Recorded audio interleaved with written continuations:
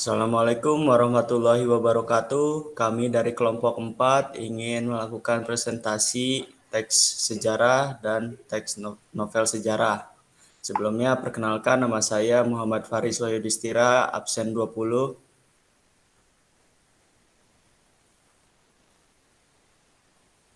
Nama saya Lahakiki Saralipu, absen 14. Selanjutnya, Nama saya Gisel Malamardi, absen 2. Nama saya Nabil Musyaf Valantian, absen 23.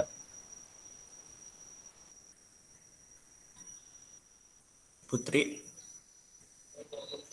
Nama saya Putri Dwi Restu, absen 28. Baik.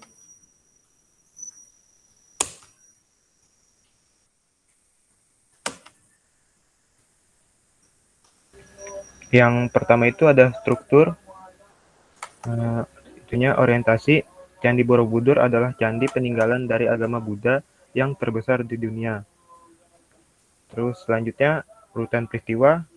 Momentum Buddha ini memiliki luas yaitu 123 dikali 123 meter persegi. Selanjutnya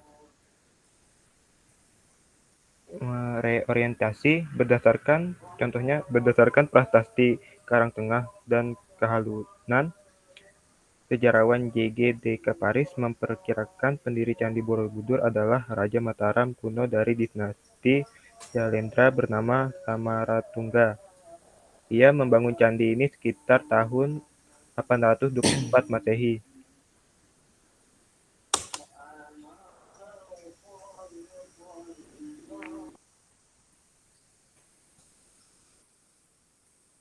Abil.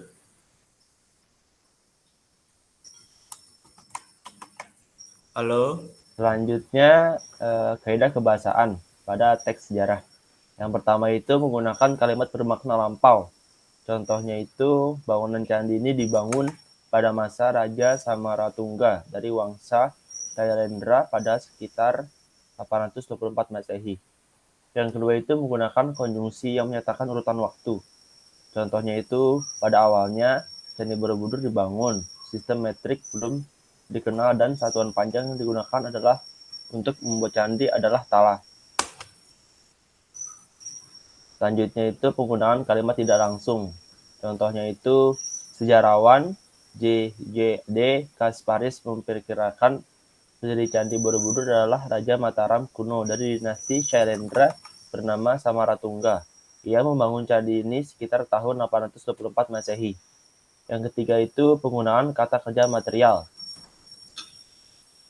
Contohnya itu, Candi Borobudur memiliki arsitektur peta yang menggambarkan kekentalan dari gaya arsitektur yang berasal dari India.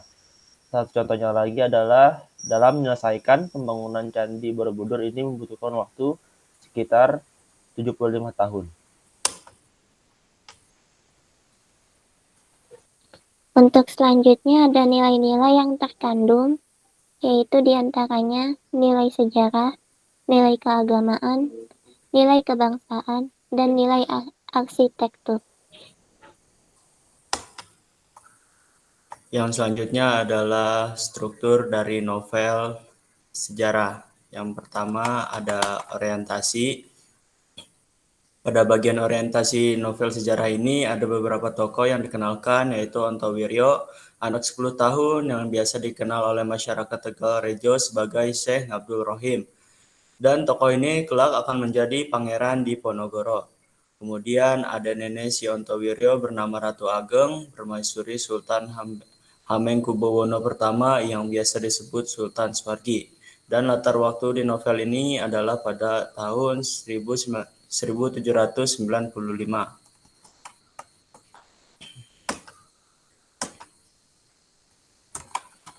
Kemudian ada pengungkapan peristiwa. Di bagian ini, Ontowiryo masuk ke ruang depan, duduk di muka meja berukuran besar. Di atas meja itu terlihat beberapa buku yang bertumpukan. Ketika neneknya tadi menyuruhnya belajar, maka Ontowiryo tahu bahwa belajar berarti membaca. Sejak usia 10 tahun, Ontowiryo telah terbiasa membaca buku-buku yang terbilang pelik.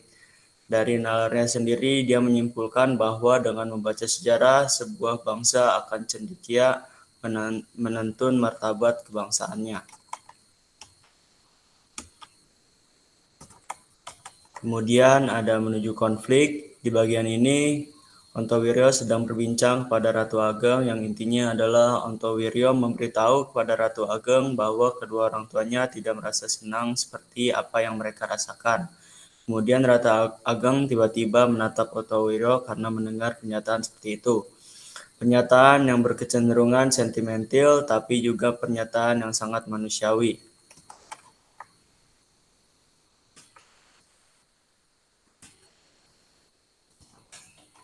Kemudian puncak konflik cerita kemudian lebih terfokus ke Keraton Mataram, pengkhianatan Danurejo kedua yang juga menantu Sultan Hamengkubuwono II, dengan menjual informasi kepada Belanda yang akhirnya harus dibayar dengan hukuman yang setimpal.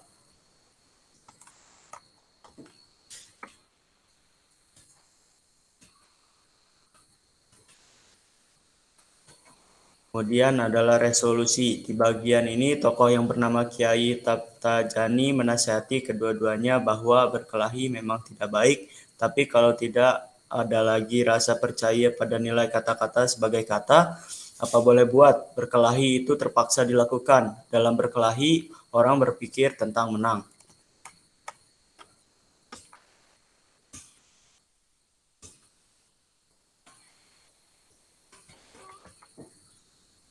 Kemudian yang terakhir adalah bagian koda. Manusia adalah makhluk sempurna, tubuh, roh, jiwa dengan sejumlah tanggung jawab kepada Sang Khalik serta sekalian alam atau yang dalam surat-suratnya Ontowiryo lebih marem menyebutnya Sang Hyang Widi untuk memahami arti hidup dan kehidupan dengan menggunakan akal budi dan hati nurani.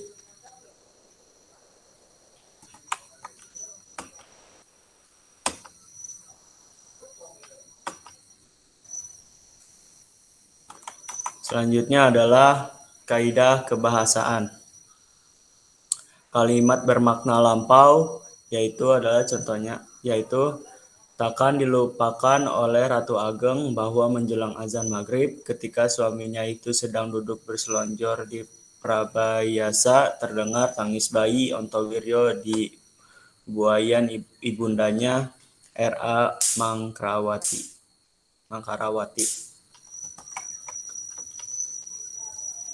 Selanjutnya, konjungsi yang menyatakan urutan waktu.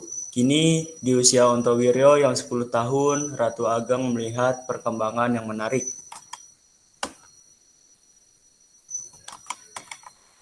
Kata kerja material.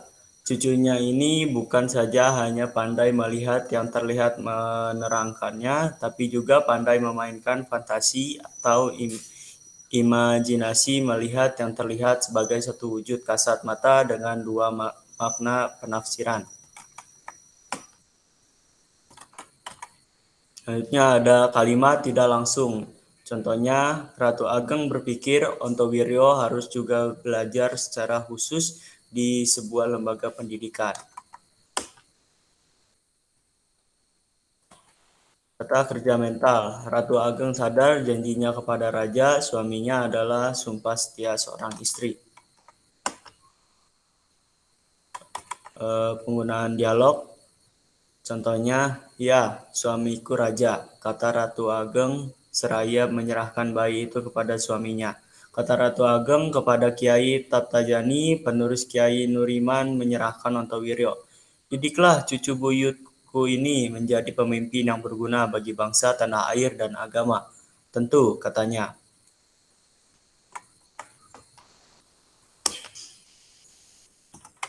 Selanjutnya ada penggunaan kata sifat. Sultan sendiri terkesima melihat cicitnya yang sulung dari cucunya Hamengkubuwono III yang asma dalam timurnya Raden Mas Suryo.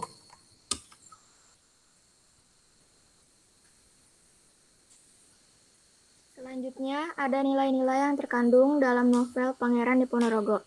Yang pertama, nilai moral. Jan William Van Rij menerka-nerka ambisi Danurejo di balik pernyataan yang kerang-keroh itu, sambil menatap lurus-lurus ke muka Danurejo. Nilai moral dalam kutipan di atas adalah, orang yang cerdik akan bertindak dengan pengetahuan, tetapi yang bebal akan mengumbar kebodohannya.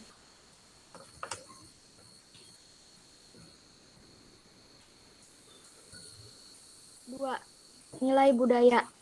Tuan, kata Danurejo II, menundukkan kepala untuk menunjukkan sikap rendah hati, tapi dengan meninggikan rasa percaya diri dalam niat hati untuk mengasut. Barangkali Tuan akan menganggap enteng perkara ini, tapi sebaiknya Tuan ketahui sebab maaf, Tuan masih baru di sini, bahwa kami, bangsa Jawa, sangat peka terhadap suara hati, yaitu perasaan dalam tubuh insani yang sekaligus menjadi wisesa ruhani. Nilai budaya dalam kutipan di atas adalah, bangsa Jawa sangat peka dengan suara hatinya.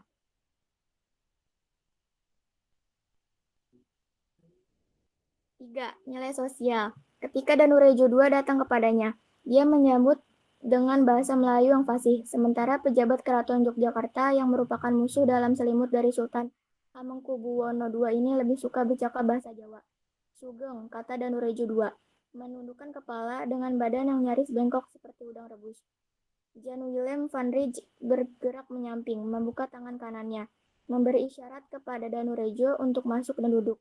Agaknya untuk penampilan yang berhubungan dengan bahasa Belanda yang lebih kurang bermakna tata krama santun sesuai peradaban. Alih-alih Jan Willem van Rij sangat peduli, dan hal itu merupakan sisi menarik darinya, yang jeli di antara sisi-sisi lain yang menyebalkan. Nilai sosial dari kutipan di atas tampak pada sikap Danurejo II yang tetap menghormatinya dan bersikap dengan ramah dan sopan kepada Van Rij meski merupakan musuh dari Sultan Hamengkubuwono II. Begitu pula dengan Van Rij yang sangat peduli dengan tata krama dalam menyambut tamunya. 4. Nilai religi. Terlebih dulu mestilah dibilang bahwa Jan Willem van Rij adalah seorang oportunis bedegong, asalnya dari Belanda Tenggara, lahir di Haarlem, daerah Limburg, yang seluruh penduduknya Katolik. Tapi Masya Allah, demi mencari muka pada pemegang kekuasaan di Hindia Belanda, sesuai dengan agama yang dianut oleh keluarga kerajaan Belanda di Amsterdam sana yang Protestan bergaris kaku Calvinisme, maka dia pun lantas gandrung bermain-main menjadi bunglon, membiarkan hatinya terus bergerak-gerak sebagaimana air di daun talas. Nilai ketuhanan dalam kutipan di atas adalah, Van Rij adalah seseorang yang bukan taat beragama, karena Van Rij beragama Katolik, tetapi ketika di Hindia Belanda, ia mengikuti agama Protestan.